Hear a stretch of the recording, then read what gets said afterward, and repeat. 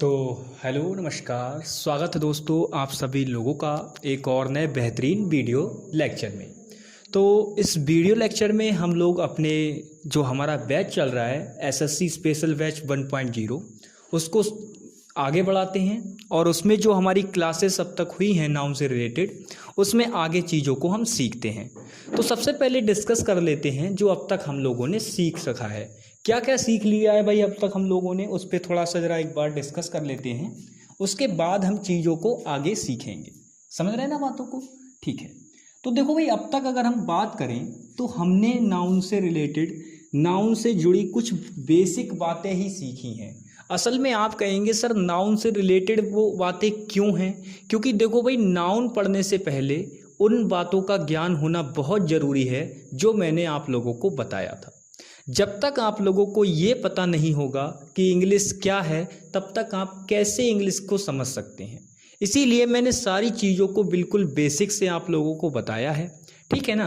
उसके बाद मैंने अगर बात करें तो पिछली वीडियो में हमारा क्या चल रहा था भाई, अगर मैं बात करूं तो पिछली वीडियो में मैंने आपको बताया था कि जो वर्ड्स होते हैं, क्या होते हैं भाई वर्ड्स, इनको हम क्या करते हैं, जब हम इनको कैटेगरी बेस्ड पे डिवाइड कर देते हैं, यानी कि जब ये वर्ड जो होते हैं, असल में होता क्या है, जब हम कोई स्टेटमेंट बोलते हैं तो ये वर्ड्स जो होते हैं वो उसमें कुछ रोल प्ले करते हैं, अलग अलग कैरेक्टर प्ले करेंगे, अलग अलग तरीके का रोल प्ले करते हैं, वही से पार्ट्स ऑफ स्पीच बन जाते हैं। मतलब ये क्या होता है, जब आपकी स्पीच के दौरान यूज़ होते हैं तो एक अलग सा ही रोल प्ले करते हैं, अलग अलग रोल प्ले करते हैं, उसी को हम पार्ट्स ऑफ स्पीच कहते हैं। क्या कहते हैं? पार्ट्स ऑफ स्पीच कहते हैं। ये बातें सारी हो चुकी हैं पिछले लेक्चर में। पार्ट्स ऑफ स्पीच क्या होते हैं ये बात मैं आपको बता चुका हूँ। कितने होते हैं मेन अगर बात करें नॉर्मल रूप से 8 होते हैं। कौन कौन से 8 हैं ये सारे के सारे हम डिस्कस कर चुके हैं पिछले लेक्चर में, ठीक है ना। तो अब हम बात करते हैं, एक पर्टिकुलर पार्ट्स ऑफ स्पीच हमने ले लिया है भाई, जिसके बारे में हमें अभी पढ़ना है, वो है नाउन। तो आज हम नाउन के बारे में बेसिक बढ़िया तरीके से सीखेंगे कि सर नाउन के बारे में क्या क्या चीज़ें होती हैं।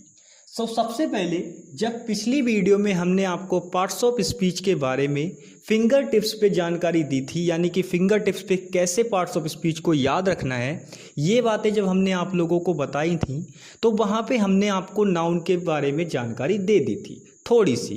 क्या बताया था हमने आप लोगों को बताया था कि ये जो नाउन होता है, ये जो नाउन होता है भाई, इसके लिए हमने आपको क्या बताया था, 2 की पॉइंट आपको याद रखने हैं। आप पहला ये याद रख सकते हैं कि भाई नाउन जो होते हैं वो आपके नेमिंग वर्ड होते हैं। क्या होते हैं? Naming word.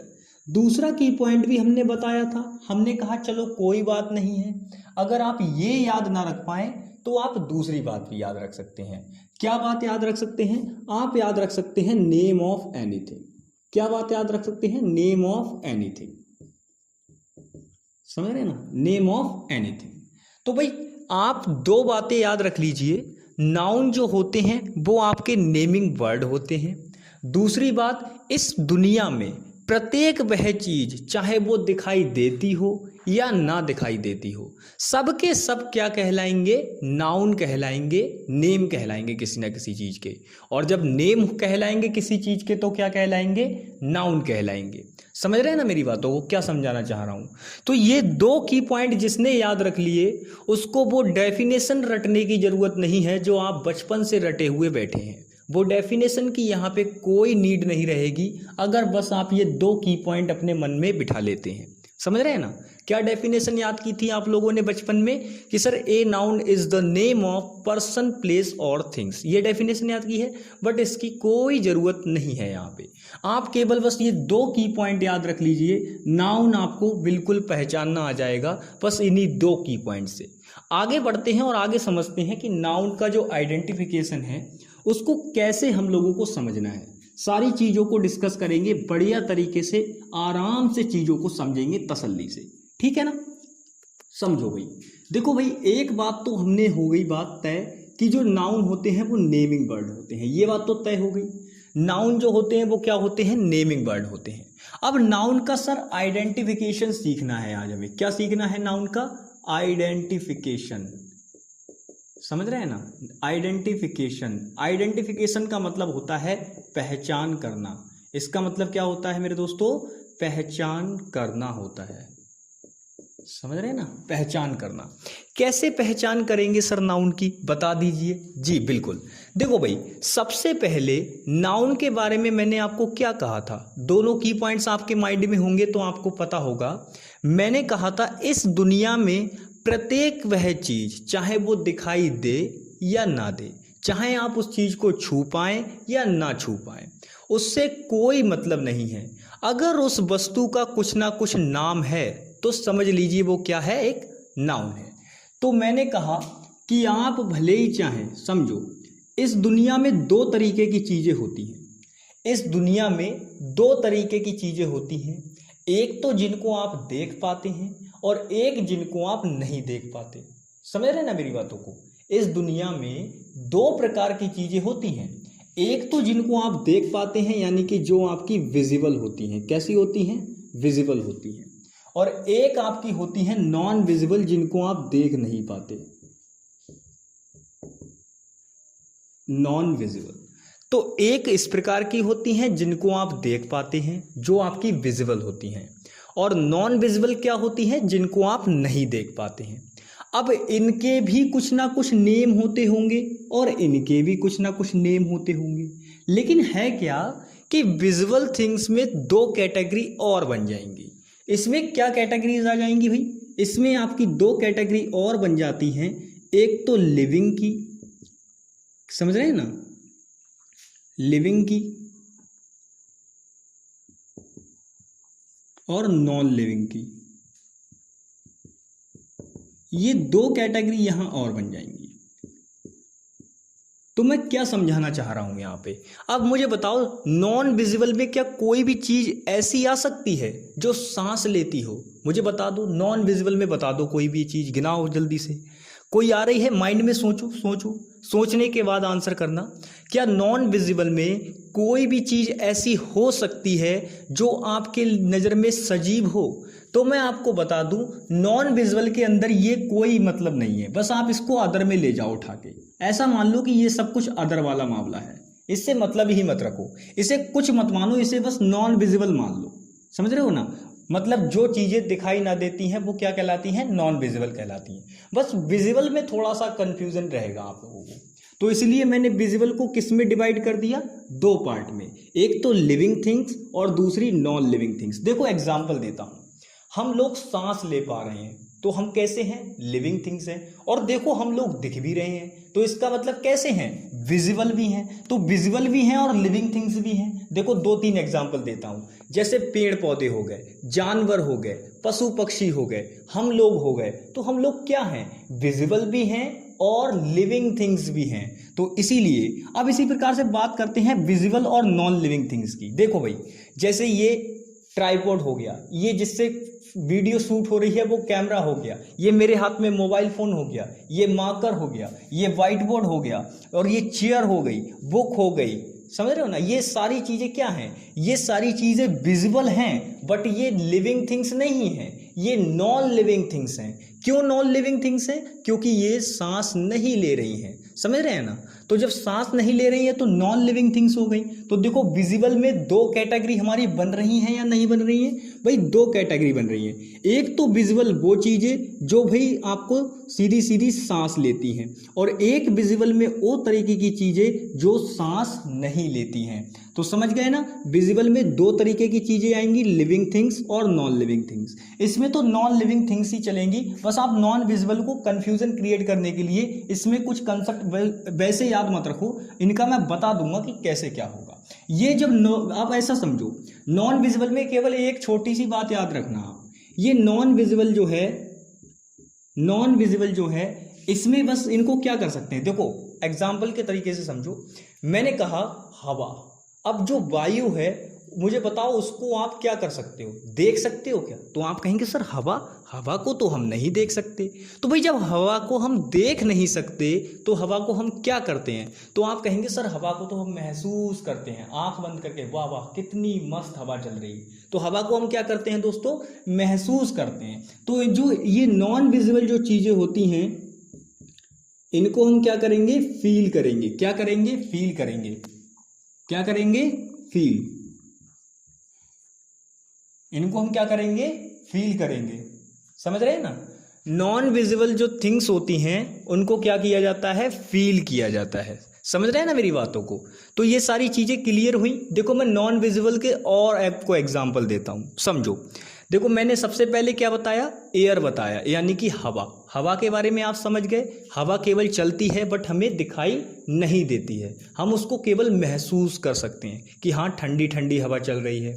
या मान लीजिए आप सर्दी के मौसम में भाई बैठे हुए हैं अपने रूम में, तो आप क्या करेंगे, हीटर की गर्माहट लेंगे तो वो क्या करेगा, गरम गरम हवा देगा आपका। ठीक है, तो ठंडी हवा चले या गर्म हवा चले, आप कैसे पता कर पाते हैं कि वो ठंडी हवा है या गर्म हवा है, आप उसको महसूस करते हैं। तो भाई नॉन विजुअल थिंग्स की ये खासियत होगी कि आप उनको केवल महसूस कर सकते हैं। देखो हवा का एग्जाम्पल हो गया, और एग्जाम्पल लेते हैं। मैंने कहा लव, क्या कहा मैंने, लव। लव का मतलब होता है प्यार। मुझे बताओ प्यार क्या, मैं अभी जैसे मान लीजिए मैंने कहा कि प्यार, अब मैं क्या ये कह सकता हूं कि प्यार को मैं देखना चाहता हूं कि प्यार दिखता कैसा है, तो क्या मैं अपने सामने प्यार को प्रकट कर पाऊंगा, नहीं कर पाऊंगा।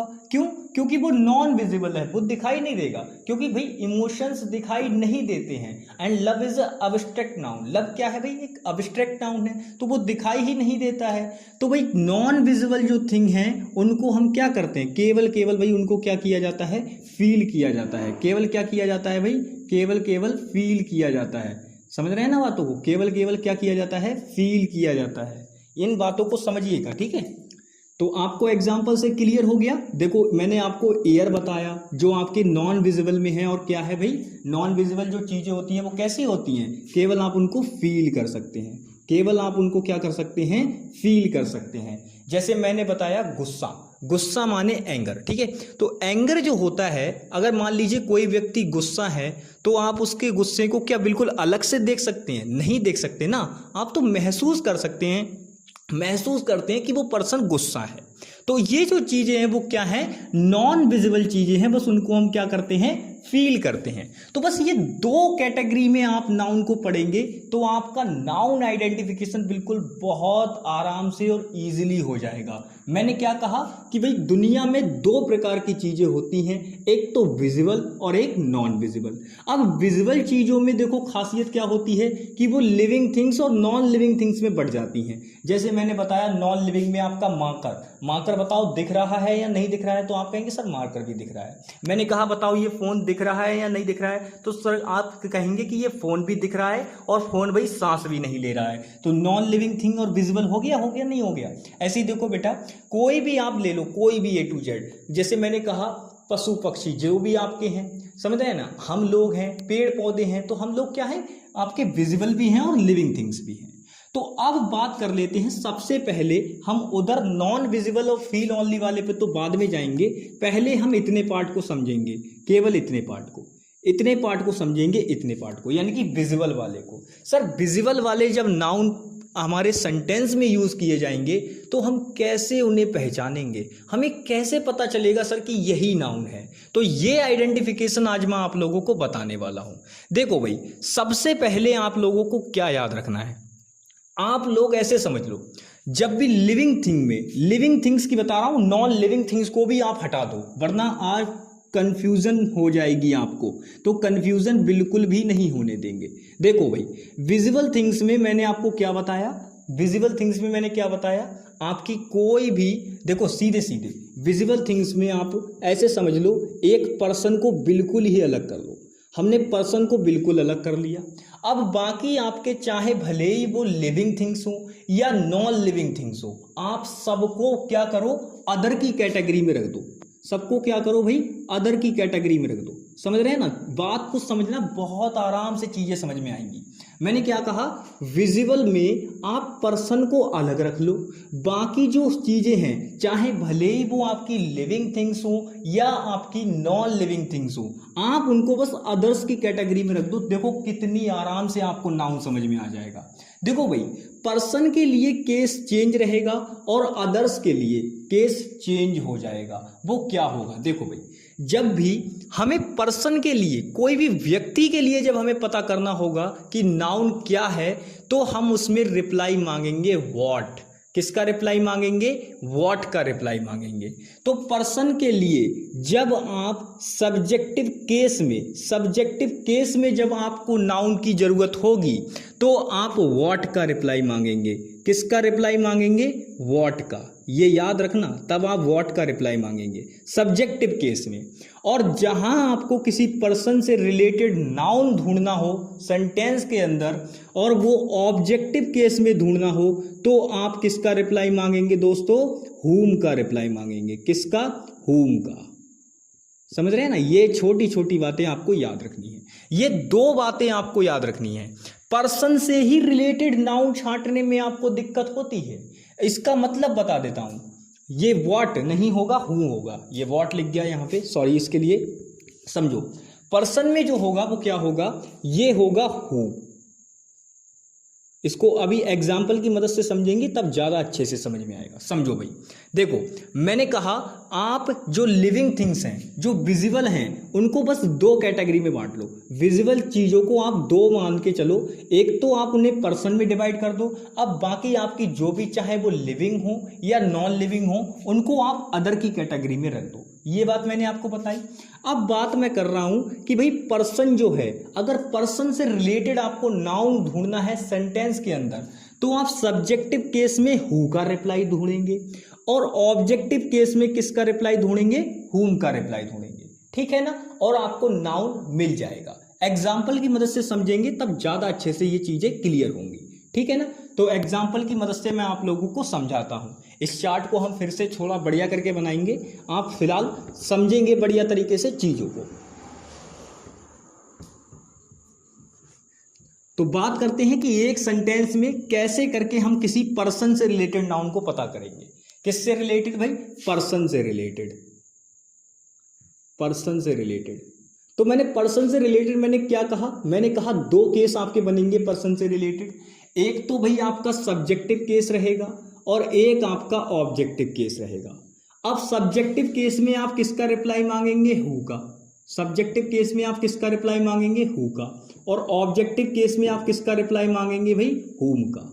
समझ रहे हैं ना? सब्जेक्टिव केस में आप हु का रिप्लाई मांगेंगे और ऑब्जेक्टिव केस में आप हुम का रिप्लाई मांगेंगे। ये कब? जब हमें जो नाउन है वो कोई पर्सन से रिलेटेड हो, मतलब पर्सन हो वो कोई। जब भी कोई पर्सन होगा और हमें बताना होगा कि वो नाउन है या नहीं, तो हम हु का रिप्लाई मांगेंगे सब्जेक्टिव केस के लिए और हुम का रिप्लाई मांगेंगे उसके ऑब्जेक्ट के लिए, जब ऑब्जेक्ट में हमको नाउन ढूंढना होगा। समझ रहे हैं ना? एग्जाम्पल की मदद से देखो करते हैं। जैसे मैंने कहा Ram is eating the food. ये मैंने कहा, मैंने क्या कहा? Ram is eating the food. ये मैंने कहा ना। अब मैं अगर आपसे पूछूं कि Ram is eating the food, यानी कि मतलब क्या है कि राम खाना खा रहा है, तो मैं आपसे पूछूं कि खाना कौन खा रहा है? क्यों? क्योंकि मुझे पर्सन से रिलेटेड नाउन ढूंढना है।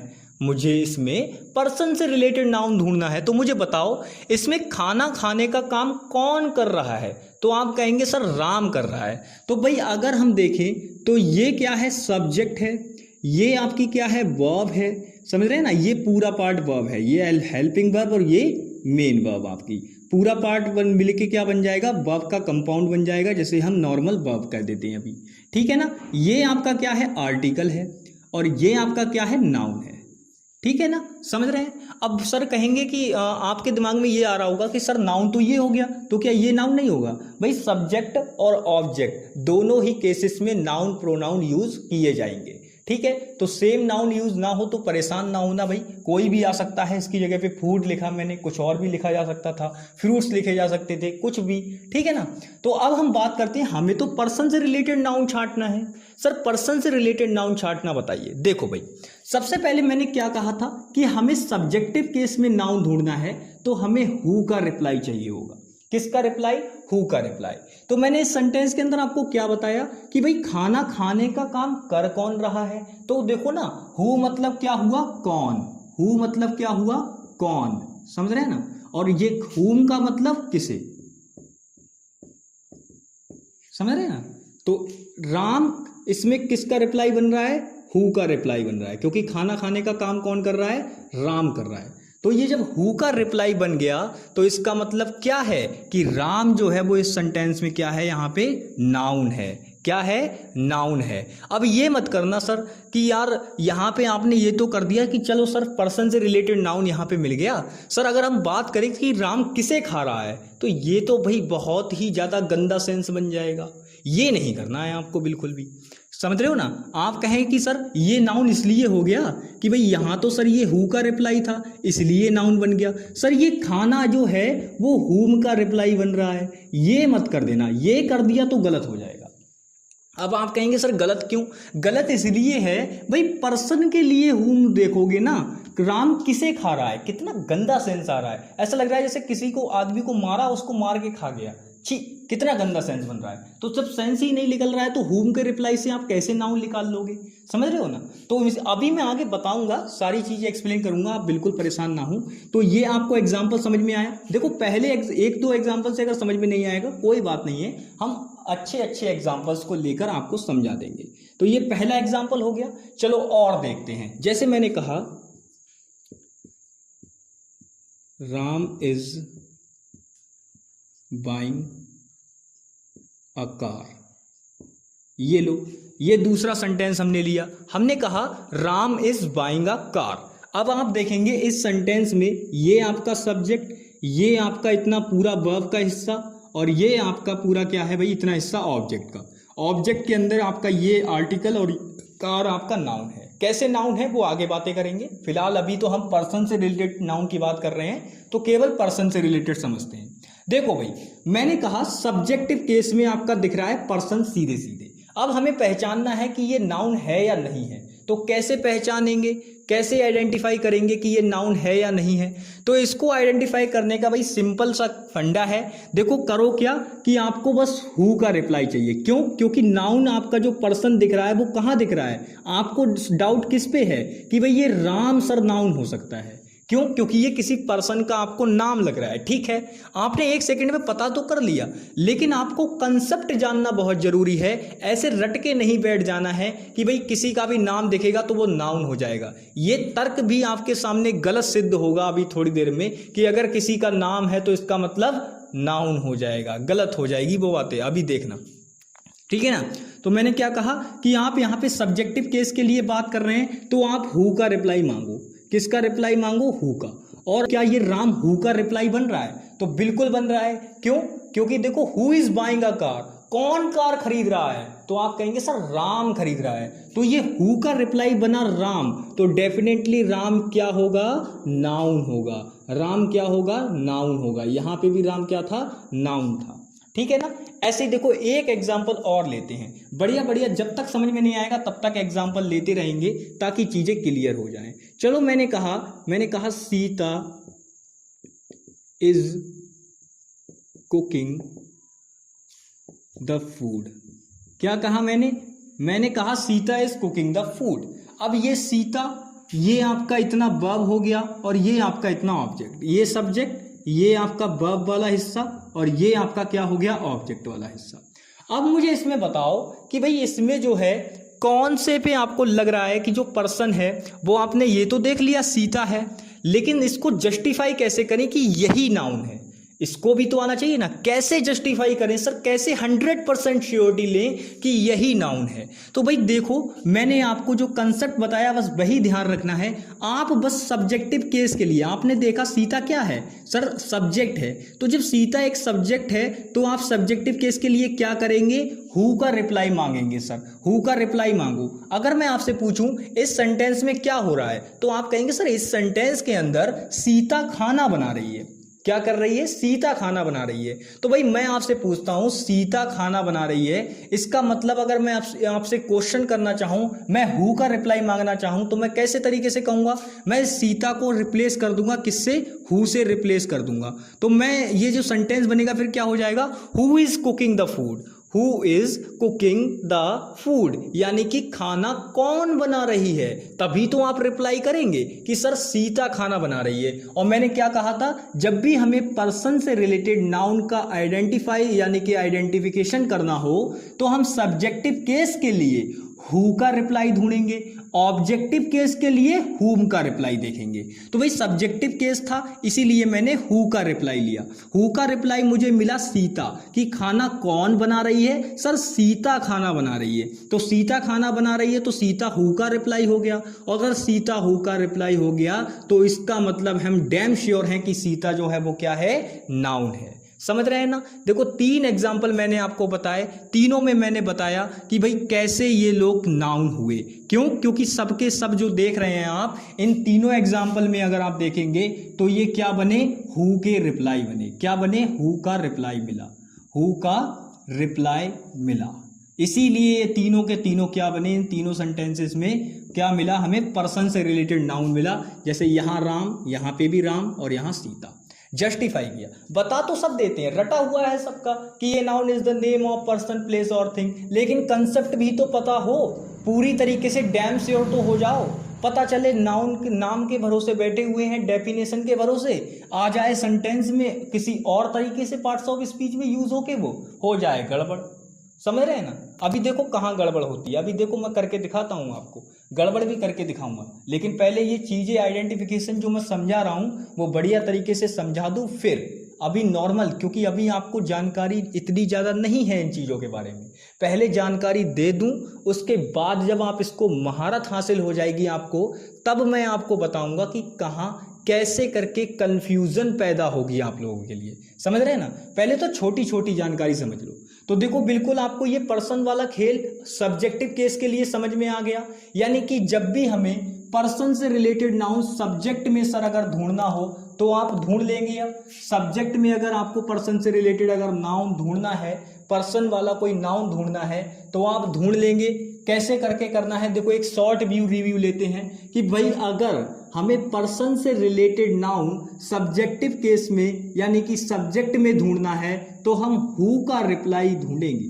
किसका रिप्लाई ढूंढेंगे, हु का रिप्लाई ढूंढेंगे। जैसे हमने इस सेंटेंस में देखा कि हमें राम पे डाउट हो रहा था सर, तो हमने राम को क्या देखा कि राम को हु का रिप्लाई बना के देखा। हमने कहा इस सेंटेंस में क्या कर रहा है, तो आप कहेंगे सर इस सेंटेंस में राम खाना खा रहा है, तो राम खाना खा रहा है तो हमने इस सेंटेंस में राम को रिप्लेस करके देखा हु से, राम को रिप्लेस करके देखा हु से। हमने कहा कौन खाना खा रहा है, तो आपका जवाब आया कि सर राम खाना खा रहा है। तो भाई राम खाना खा रहा है तो ये हु का रिप्लाई बन गया। हु का रिप्लाई बनने का मतलब क्या है कि ये एक नाउन है। समझ रहे हैं ना। ये बिल्कुल कंसेप्चुअल चीजें हैं, इनको याद रखेंगे तो बहुत फायदा होगा। ठीक है। ऐसे ही देखो Ram is buying a car, Ram एक कार खरीद रहा है, राम एक कार खरीद रहा है। तो मैंने कहा इसमें जब मैंने फिर से अगर देखा तो मुझे फिर से सब्जेक्टिव केस में ही यानी कि सब्जेक्ट में ही मुझे नाउन देखना है। तो जब मुझे सब्जेक्ट में यहाँ पे नाउन चेक करना है तो मैं सब्जेक्ट में फिर से सब्जेक्ट को क्या करूँगा, हु से रिप्लाई करके देखूंगा। और मैंने जैसे ही इस हु के साथ राम को रिप्लेस किया तो मुझे पता चला कि कार कौन खरीद रहा है, तो मुझे उस से रिप्लाई मिला कि सर राम कार खरीद रहा है। तो इसका मतलब ये है कि ये हु का रिप्लाई बन गया राम। तो जब राम हु का रिप्लाई बन गया तो इसका मतलब क्या है कि ये भी मेरे बच्चे क्या हो जाएगा, नाउन हो जाएगा। क्या हो जाएगा, नाउन हो जाएगा। समझ रहे हैं ना। राम भी नाउन हो गया। इसी प्रकार से देखो सीता वाले एग्जाम्पल को एक बार एक्सप्लेन करते हैं। एग्जाम्पल क्या कह रहा है कि Sita is cooking the food, यानी कि सीता खाना बना रही है, सीता खाना बना रही है, ये सेंटेंस है। अब इस सेंटेंस को अगर हम एक्सप्लेन करना चाहें तो भाई अगर मैं आपसे पूछूं कि इस सेंटेंस में हो क्या रहा है तो आप कहेंगे सर सीता इस सेंटेंस में खाना बना रही है, यानी कि सीता खाना बना रही है। तो खाना बनाने का काम हो रहा है किसके द्वारा, सीता द्वारा। समझ रहे हैं ना। तो जब खाना बनाने का जो काम है, मैं आपसे केवल इतना पूछना चाहूंगा कि इस सेंटेंस में खाना बनाने का काम कौन कर रहा है, कौन कर रहा है, कौन मतलब हु। तो कौन कर रहा है तो आपके वो कौन का रिप्लाई यहाँ पे क्या बन रहा है, सीता बन रहा है, सीता बन रही है कौन का रिप्लाई। तो इसका मतलब हु का रिप्लाई यहाँ पे जब सीता बन रही है तो डेफिनेटली सीता क्या होगी, नाउन होगी। समझ रहे हैं ना। सब्जेक्टिव केस में नाउन पहचान लेंगे, कोई दिक्कत नहीं होगी। ठीक है। अब बात करते हैं ऑब्जेक्टिव केस की। इसका स्क्रीनशॉट ले लीजिए, फिर बात करते हैं ऑब्जेक्टिव केस की।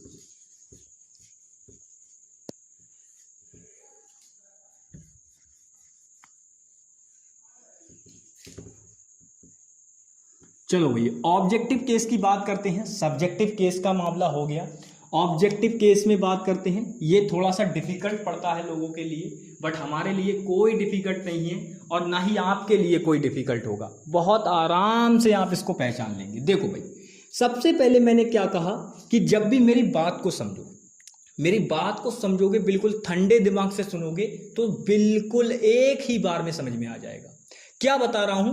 मैंने कहा जब भी आपको पर्सन से जुड़ा नाउन पता करना हो, जैसे मान लो कोई भी आपको ऑब्जेक्ट में कोई सेंटेंस दे रखा है, आपको कोई भी एक सेंटेंस दे रखा है और ऑब्जेक्ट में कोई पर्सन दे दिया, ऑब्जेक्ट में क्या दे दिया? कोई भी एक पर्सन दे दिया ऑब्जेक्ट के अंदर।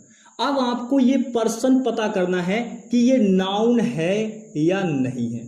आपको डाउट है कि ये नाउन है या नहीं है, तो सर कैसे जस्टिफाई करेंगे कि ये नाउन है या नहीं है, कैसे पता करेंगे? तो देखो भाई, जब भी आपको पर्सन से रिलेटेड यानी कि पर्सन के बारे में पता करना हो कि वो नाउन है या नहीं है, कहाँ पे? ऑब्जेक्ट में पता करना हो, तो आप whom का रिप्लाई मांगेंगे। किसका रिप्लाई मांगेंगे? whom का रिप्लाई मांगेंगे। whom मतलब किसे, whom मतलब किसे, समझ रहे हो ना? किसे या किससे, किसे या किससे, समझ रहे हैं ना? whom का मतलब क्या है? किसे या किससे, कि कैसे होगा। जैसे मैंने कहा, पहला एग्जांपल मैंने लिया, मैंने कहा आई मेट विद राम। मैंने क्या कहा? I met with Ram. अब ये आई क्या है? हमारा सब्जेक्ट है, मेट क्या है? हमारी वर्ब है, विद क्या है? हमारा प्रेपोजिशन है, और राम क्या है? हमारा राम क्या है? अब देखो भाई, आप यहाँ पे कहेंगे सर सब्जेक्टिव केस में हमारे पास यहाँ पे जो है वो क्या हो सकता है, तो आप कहेंगे सर अभी तो हमने पढ़ा नहीं है, बट लेकिन फिर भी बेसिक नॉलेज हमको है। सर ये एक प्रोनाउन है, ठीक है, आपने बढ़िया आइडेंटिफाई किया, लेकिन मैं तो अभी पर्सन का आइडेंटिफिकेशन आपको सिखा रहा हूँ, वो भी नाउन कैसे पहचाने, नाउन आइडेंटिफिकेशन, वो भी किसका? पर्सन का। क्या सिखा रहा हूं आपको? नाउन आइडेंटिफिकेशन, वो भी किसका? एक पर्सन का। नाउन आइडेंटिफिकेशन किसका सिखा रहा हूं? पर्सन का सिखा रहा हूं। तो भाई अब हम ऑब्जेक्टिव केस में पर्सन का सीख रहे हैं, तो मैंने कहा कि मैं, तो यहाँ पे ये मैं क्या है? सब्जेक्ट है, सब्जेक्ट के साथ साथ क्या है? ये एक प्रोनाउन है, ठीक है ना? ये बातें आगे करेंगे कि सब्जेक्ट क्या क्या हो सकता है, आगे बातें करेंगे, अभी इनसे मतलब नहीं है। हमें बात करते हैं कि सर यहाँ पे अगर हम देखें तो यहाँ पे दो पर्सन हैं, एक तो मैं और एक राम, दो लोग पर्सन है ना यहाँ पे। देखो ये आई भी आपका एक पर्सन है और ये राम भी पर्सन है, समझ रहे हैं ना? दो यहाँ पे पर्सन दे रखे हैं। अब सर जब यहाँ पे दो पर्सन दे रखे हैं तो हमें तो यहाँ पे नाउन ढूंढना है। अब नाउन ढूंढने का मतलब ये है कि भाई अगर मैं आपसे पूछूं सर ये नाउन हो सकता है, तो आप कहेंगे सर बिल्कुल नहीं हो सकता, किसी कीमत पे नहीं होगा। लेकिन आप कहेंगे सर क्यों नहीं हो सकता, ये तो सर हु का रिप्लाई बन रहा है। कौन मिला राम से? राम से कौन मिला? तो आप कहेंगे सर राम से मैं मिला, मैं रिप्लाई आ रहा है। हु का रिप्लाई क्या आ रहा है? मैं, आए। तो जब आए हु का रिप्लाई बन रहा है तो इसका मतलब तो आई नाउन होना चाहिए था, बट आई तो यहाँ पे प्रोनाउन है। तो मैंने कल डेफिनेशन में आपको क्या बताया था? जब पार्ट्स ऑफ स्पीच में मैंने प्रोनाउन की आपको डेफिनेशन बताई थी तो वहां मैंने क्या बात बताई थी? मैंने कहा था कि जो प्रोनाउन होते हैं वो नाउन को रिप्रेजेंट करने के लिए यूज किए जाते हैं। तो भाई यहाँ पे जो मेरा नाम है, मैं नाम बताना नहीं चाह रहा था अपना, तो मैंने उसकी जगह पे क्या किया? मैं अपना नाउन नहीं बताना चाह रहा था, तो मैंने क्या किया? उसकी जगह पे मैंने क्या किया? प्रोनाउन का यूज कर लिया। समझ रहे हैं ना मेरी बातों को? तो नाउन क्या है भाई? नाउन जो होते हैं उनकी जगह पे प्रोनाउन एक तरीके से रिप्रेजेंट करते हैं, उनको करते हैं। समझ रहे हैं ना? ये मैंने डेफिनेशन में बताया था आपको। तो यहाँ पे ये आई जो है वो एक प्रोनाउन है, तो इससे हमें मतलब नहीं है। हम बात करते हैं राम की। तो मैंने कहा पर्सन से रिलेटेड जब ऑब्जेक्ट में हम नाउन ढूंढते हैं तो हमें हुम के रिप्लाई की जरूरत होती है। तो इस सेंटेंस का मीनिंग निकालो आप। पहले आपने मीनिंग निकाला आई मेट विद राम, यानी कि मैं राम से मिला, मैं राम से मिला।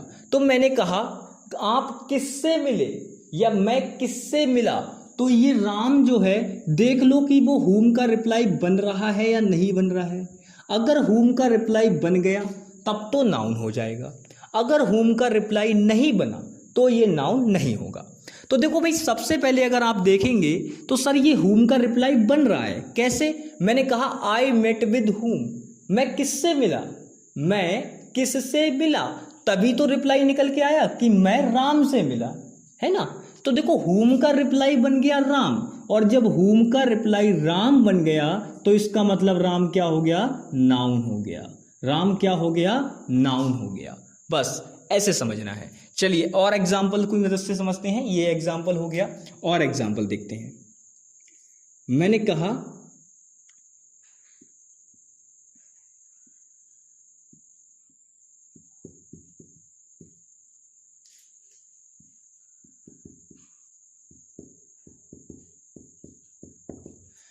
कहा I want to go with Rinki. क्या कहा मैंने, I want to go with Rinki. तो मैंने कहा कि यहाँ पे जो सेंटेंस है इसमें मुझे बताओ कि भाई नाउन कहाँ पे है। तो आप एक सेकंड नहीं लगेगा, क्योंकि जो रट्टा मार कंसेप्ट लेके आप बैठे हुए हो उसके साथ हमें पता है कि आप एक सेकंड में बता दोगे कि सर रिंकी नाउन है। समझ रहे हो ना, एक सेकंड में आपने बता दिया, टाइम नहीं लगा, और आपने सही भी बता दिया। लेकिन सर वो बात ठीक है, लेकिन ये रट्टा मार वाले कंसेप्ट हमारे कभी कभी ऐसा हो जाता है कि ये काम नहीं आते हैं, तो वहां पे तो आपको कंसेप्ट ही काम आएंगे। तो ऐसा है कि रट्टा मार वाली चीजों को त्यागो और भाई कंसेप्ट पे थोड़ा सा वर्क कर लो। समझ रहे हो ना। तो देखो मैं कंसेप्ट सिखा रहा हूं यहाँ पे। मैंने कहा ये आई क्या है, सब्जेक्ट है, और आई को मैंने अभी अभी बताया कि ये भाई कैसे यूज हो जाएगा, एज अ आपका क्या हुआ भाई, प्रोनाउन यूज हो जाएगा। एज अ क्या यूज हो जाएगा, प्रोनाउन यूज हो जाएगा। अब बात करते हैं यहाँ पे, ये जो वांट है वो क्या है भाई, यहाँ पे आपकी वर्ब है। ये क्या है, वर्ब है। टू आपका इन्फिनेटिव है, उसके बाद ये क्या है इसका, यानी कि ये पूरा एक प्रेपोजिशन फ्रेज है, टू गो, ठीक है ना। फिर उसके बाद फिर प्रेपोजिशन है, फिर आपका ये दे रखा है। समझ रहे हैं ना, इस तरीके से कुछ इसमें स्ट्रक्चर बन रहा है। तो हमें स्ट्रक्चर से अभी इतना डीप नहीं जाना है, हमें बस नॉर्मल बात करनी है कि हमें इसमें क्या बताना है, नाउन बताना है, वो भी किसके अंदर, ऑब्जेक्ट में कौन सा नाउन है, क्या है। तो ऑब्जेक्ट में अगर हम देखें तो ऑब्जेक्ट में क्या है भाई, रिंकी शब्द सर यूज हुआ है। ये हमें कुछ पर्सन जैसा लग रहा है, लेकिन हमें ये कंफ्यूजन है कि सर क्या ये नाउन है या नहीं है। तो मैंने कहा कंफ्यूज क्यों होते हो यार, आप ऑब्जेक्ट की बात कर रहे हो, कोई दिक्कत नहीं है, हुम का रिप्लाई लो। भाई हुम का रिप्लाई जैसे ही हमने लिया तो ये रिंकी के लिए हम हुम का रिप्लाई लेते हैं। किसका रिप्लाई लेते हैं, हुम का। तो चलिए भाई देखते हैं कि ये हुम का रिप्लाई बन रहा है या नहीं बन रहा है। मैंने कहा I want to go with whom, मैं किसके साथ जाना चाहता हूं। ये देखो मैं रिप्लाई मांग रहा हूं कि मैं किसके साथ जाना चाहता हूं। तो आप कहेंगे सर अभी तो आपने कहा I want to go with Rinki, यानी मैं रिंकी के साथ जाना चाहता हूं। तो भाई ये हुम का जो नेम है, यानी कि हुम जो है, इसका रिप्लाई कौन बन रहा है, रिंकी बन रही है।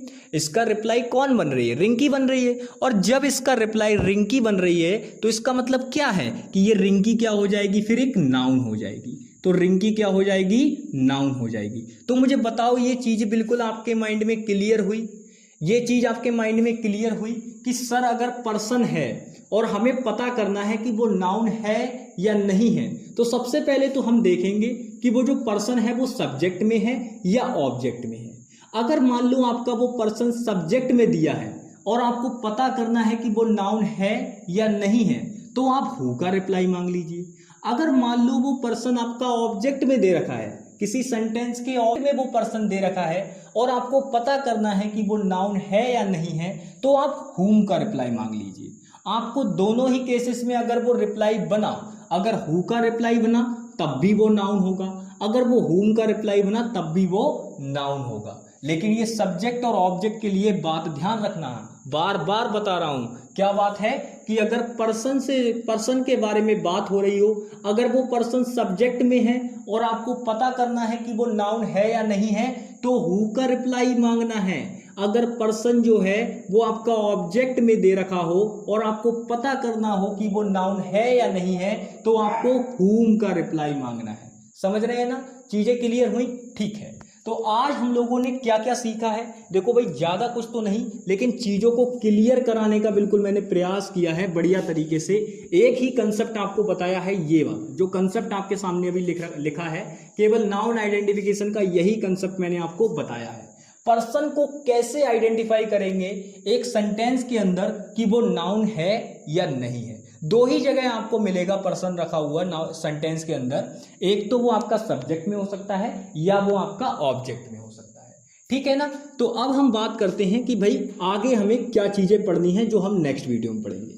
देखो भाई नेक्स्ट वीडियो में अगर मैं बात करूं तो मैंने आपको एक स्ट्रक्चर बताया था भाई। मैंने क्या कहा था, मैंने कहा था कि जो नाउन होते हैं वो भाई दो प्रकार की चीजें होती हैं हमारी दुनिया में, दो प्रकार की चीजें हैं, एक तो विजिबल और एक नॉन विजिबल, ये बात मैंने आपको बताई थी। उसके बाद मैंने आपको बताया कि विजिबल में आपकी दो प्रकार की चीजें हो जाती हैं, विजिबल में भी दो प्रकार की चीजें हो जाती हैं, एक तो लिविंग और एक नॉन लिविंग, समझ रहे हैं ना। तो लिविंग के अंदर मैंने कहा, फिर मैंने आपको क्या समझाया, मैंने आपको बात समझाई कि देखो भाई ये लिविंग और नॉन लिविंग इन दोनों का झंझट छोड़ो, आप बस इस लिविंग में से केवल पर्सन को ले लो। किसको ले लो, केवल पर्सन को। बाकी आपकी चाहे ये लिविंग में जो भी बची हो और चाहे और नॉन लिविंग तो सारी की सारी बची ही हैं, तो पर्सन को छोड़ के बाकी ये नॉन लिविंग और लिविंग जो भी बची इनको आप ऐसा मान लो कि ये सब क्या है, अदर में है, ये सब क्या है, अदर में है। बाकी ये मैंने क्या कहा, चाहे आपकी नॉन लिविंग में बची हो चाहे ये लिविंग में जो है, ये सब क्या मान लो, फिर आप अदर मान लो। तो जब अदर में आप मान लोगे तो उनके लिए कैसे आइडेंटिफाई करना है वो मैं आपको नेक्स्ट वीडियो में बताऊंगा। तो पर्सन को आइडेंटिफाई आपको बस इस रूल से करना है। ये इतना कंसेप्ट अगर आपने याद रख लिया तो आप बहुत आराम से आइडेंटिफाई कर पाएंगे, समझ रहे हैं ना। तो ठीक है, कल की वीडियो में जो है हम आपको बताएंगे कि भाई बाकी जो अदर वाली चीज़ें हैं विजिबल और नॉन विजिबल वाले कंसेप्ट में, नाउन के आइडेंटिफिकेशन में जो आपकी अदर वाली चीज़ें हैं उनको कैसे पता करेंगे सेंटेंस के अंदर कि वो नाउन हैं या नहीं है, ठीक है। तो आज की क्लास में दोस्तों बस इतना ही, मिलेंगे नेक्स्ट वीडियो में, तब तक के लिए bye bye, take care and जय हिंद दोस्तों।